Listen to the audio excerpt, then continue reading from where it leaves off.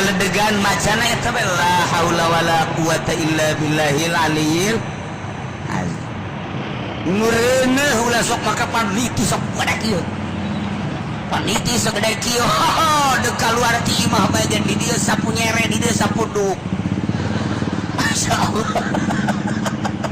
Pengki di bawah. Cak jurignya batur aing ya.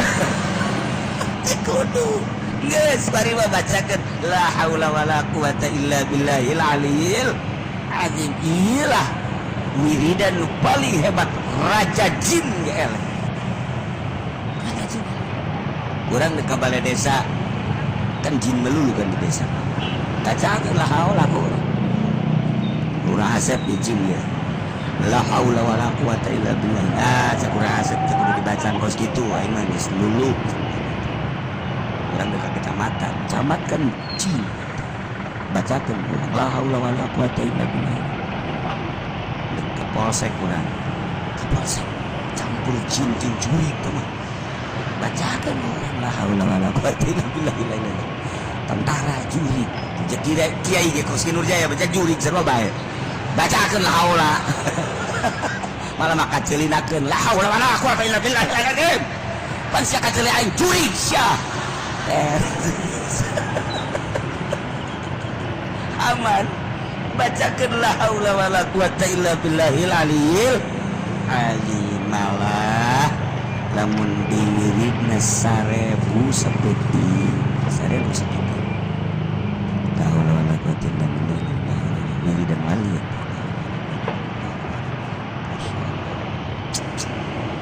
ujianna namun 1000 7 peting pada sebelah 7.000 aya lalaki baca jadi pelet kan dia kan beres puyeng musuh lamun awena teu puyeng nyana nu puyeng dan tetep ulah pati loba teh guru khusus sanajan la haula wala quwata illa billahil aliyil azim hampa ringan tapi lamun diwirid kudu boga guru lamun teu boga guru cukup tak da salat mun lobana 100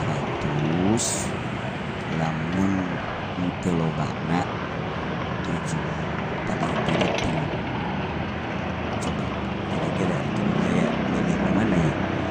milih 100 apa milih 3 potongan 3 lah masih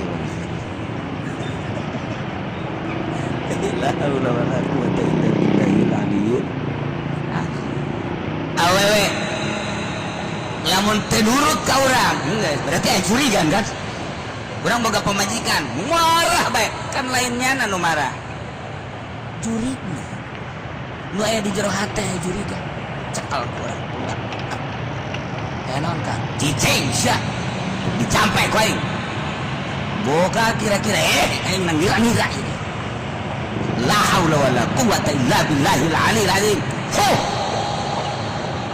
masih kene bae la haula wala quwata illa billahil ciduhan tuh cak jana geus obat ciduh ieu bae cangir manjur la haula lain lalagaan manjur tepat-tepat sangar eta pamajikan marah eta pamajikan geus dibacaan la haula wala quwata illa billahil aliyil sadar marah sebab nu marah lain dirinya nafsu ditimpakan ku setan usir setan la haula wala quwata illa billahil aliyil azim seringan masalah lamun urang terus bermasalah Allah boga guru tapi dia bisa dibukakeun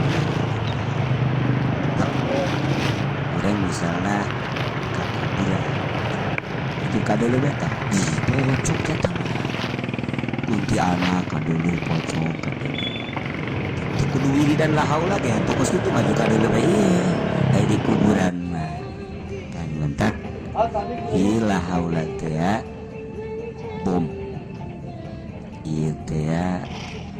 naon ngaranna hiji palanti nakluk ku setan. La haula wala quwata illa billahil aliyil. Jangan lamun kurang geus diwirid da urang ayeuna kaleuweung ke tempat sangar maca la haulana 20 hiji ulah napas.